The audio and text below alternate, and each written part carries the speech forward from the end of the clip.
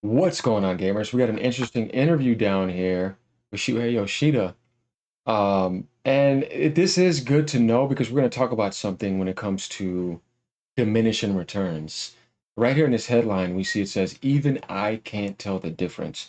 Shuhei Yoshida thinks PS6 needs something other than just more power. They can't do the same thing. 100% correct. This is why Mark Cerny was stating, I'm gonna tell you guys before we get down to this video, that raw rasterization is now hitting the biggest wall, diminishing return wall of all time. So what is the next thing for the next decade or two that they know that's going to take way more time? Well, ray tracing, path tracing, going deeper into things like you see radiance cores coming and all that as well. Because this is what's going to make gaming more interesting, because with the ray tracing and all that, you also can reflect across the whole entire game development environment and everything, on top of clothes and everything, on top of cars. Like, you just make it so much more amazing. So you're going to have that. Plus, there's going to be some other things they need to do as well. I agree with him. Like Sony making it probably easier for developers. There's just a lot of stuff they need to do. Phil Spencer said it. We can't just do the same thing again and just be almost similar to the PlayStation 5. It needs to be hardware innovation. It needs to be things that the other consoles didn't do. So maybe like dual boot, maybe like the hybrid aspect, maybe being able to upgrade, but hardware innovation, and also innovation into like engines, other things than just power, like path tracing and stuff like that. So he's correct, because guys, I tell you what, man, when you need, just even right now with the PS5 Pro and just even the Series X, though obviously it's definitely has some jumps to go.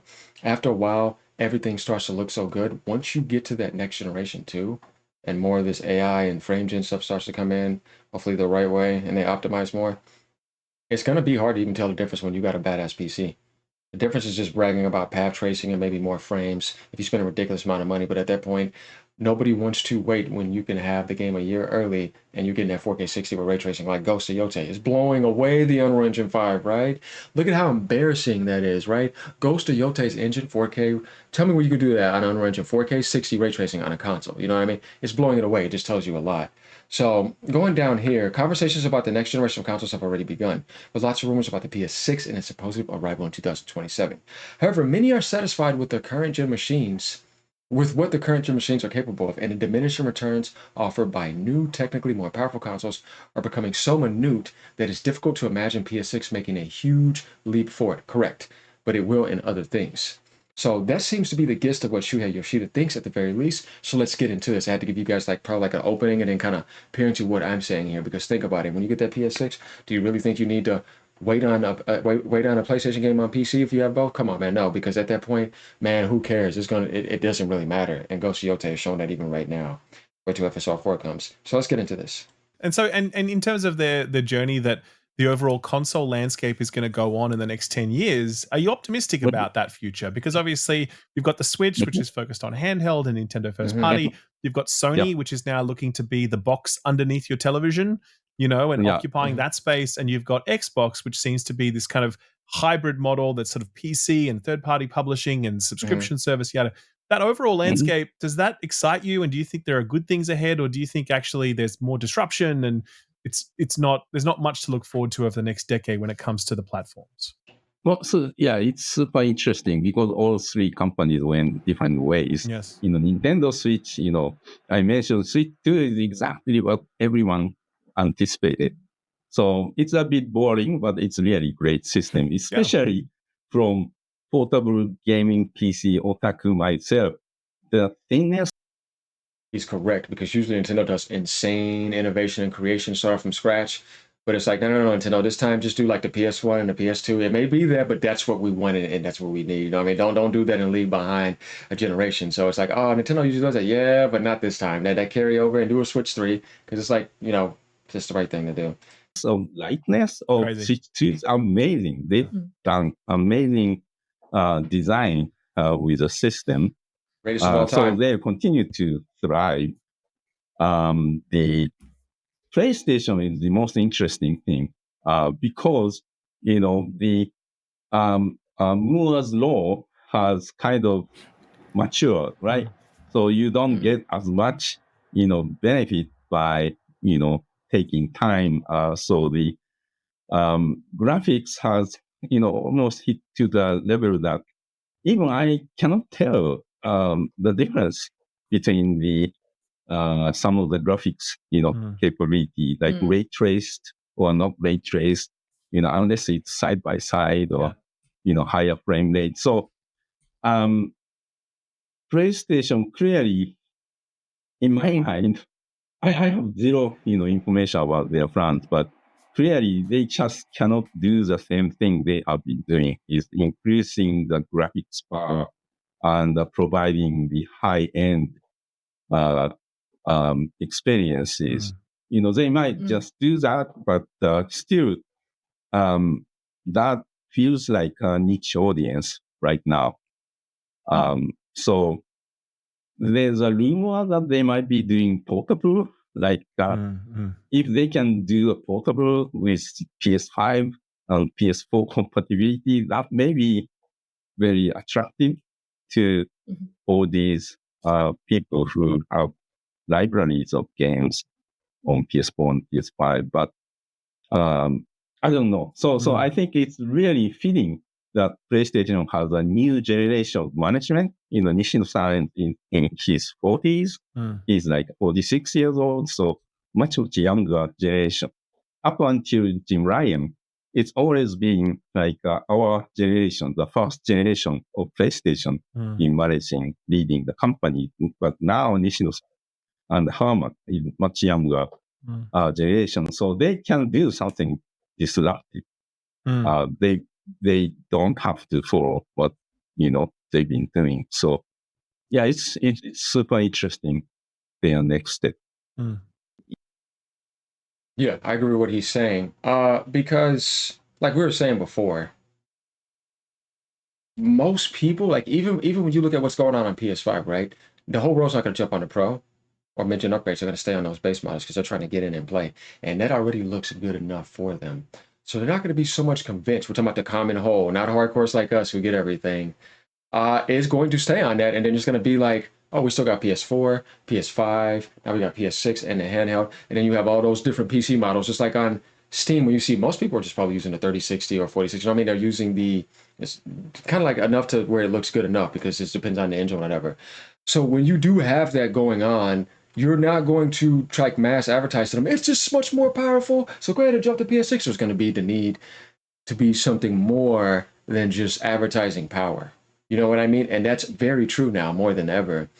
When you know that you can still stay there and get that cross-gen function, definitely with service games that people get on, or games like Roblox, Fortnite, or even games like COD or whatever, because they're not like graphically demanding. So what is going to be the push that Sony's going to do outside even ray tracing is going to be innovative with the PlayStation 6. You know what I mean? What software innovation are doing? We read the thing about maybe Sony maybe making it easy for developers. You know what I mean? Maybe Sony can start like saying, hey, we're going to start supporting the game industry since Unreal Engine 5 is supporting us with some of our engines. There is things that they could possibly do that I'm thinking about. They also can think about like adding in file decompression systems like Nintendo has to make sure that you're not just killing your hard drive with a couple games. There is things that they can do. They just have to see. There could be new systems that are around the corner we probably do not know about. But there definitely needs to be that hardware innovation and that software innovation as well, but the way things function. And I do think they're going to try that handheld aspect. Nintendo has just made it, once again, where they set the way and get 100-something million. They're like, okay, let's get in there. So we're going to have that. It's going to be interconnected to things. Will Sony have something maybe like a smart delivery system too? Though that's not innovating, I'm saying, what are they going to be adding to it? Because it is something to think about. It can't just be path tracing, ray tracing. It's going to have to be something else. And I think about certain ideas as well when it comes to the PlayStation brand.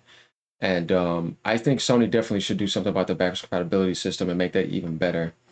Do something with their own cloud methods. Do something also when it comes to how can I say this? What plus?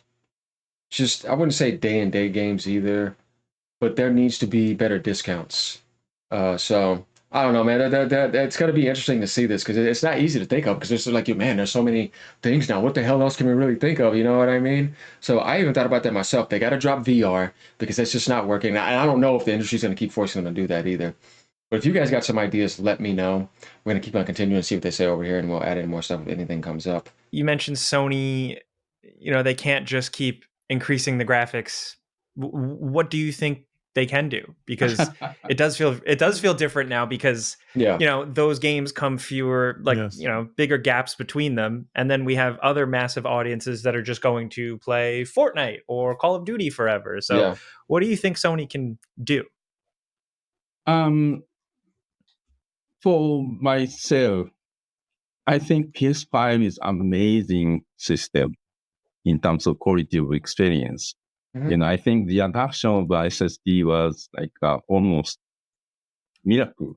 Like I was talking about, when playing a Souls-like game like Sekiro on PS4, it's hard, right? And you get beaten by the boss. And next, you have to wait for a long load time. And that's almost the game telling you, you suck. You don't deserve. Go away. Think about what you did. Yeah. So that long load time is the message that, I don't deserve. However, PS5, it's instant, right? To come back to games. So I think PS5 and SSD has made almost every game a better game. True. Not only that, guys, but this is something else Sony's doing. I'd like to see them continue. They have kind of passed up Microsoft in the controller department. The DualSense evolution, like when you play Ghost Yote, painting with that, having the music come out with that, playing it like that. This is what I mean. That's innovation in a way. Because Nintendo would usually do a lot of stuff like that. Now Sony's finding ways to do that. We're taking the controller that had the haptic and all that, and Microsoft started copying them. Because I remember they used to be ahead in the Xbox controller department. So in the PS5, they did add a lot of things with that. And we see a lot of first-party titles being more integrated into the hardware like Nintendo would do. And it's like, okay, this is cool with the touchback, because now I have a up, down, left, and right directional with it, right? I have a touchpad down on it. I have a swipe left to right. There's so many ways you can interact with that and make it innovative and sync with your game. So stuff like that is also very good as well. Not having a controller, not having a battery. I mean, that's the thing that I hated about the Xbox controllers, is that they were still having that battery aspect. So I just get rid of that. Just have it to where I can just straight up charge it up. You know what I mean? So it's stuff like that that I think really does matter. Like you're saying, you're changing gameplay experiences with that instant loading. What else can you really do next? What's else around the corner? We know that recording system is gotten a lot better. Share Factory, all that. And I'm just looking at everything. You made the UI better. Obviously, there may be some more stuff with that with the UI. Maybe the way that stuff works. Who knows? I know we have some stuff, and there needs to be some stuff. But let's continue. This is interesting. Let people to continue playing and more engaged. And so, Sony and Matsani, they are so brilliant in designing and devising, creating systems that people can really enjoy. Like PS4 works really well. When it was announced, including myself, who wants that? But once you get hold of it, it works. It is very convenient to play games on my bed. So hopefully they have been cooking something that, we don't know about. That's when we get hold of it. We all love surprises. Oh, yeah, this is great. So, fingers crossed. Yeah. Fingers crossed.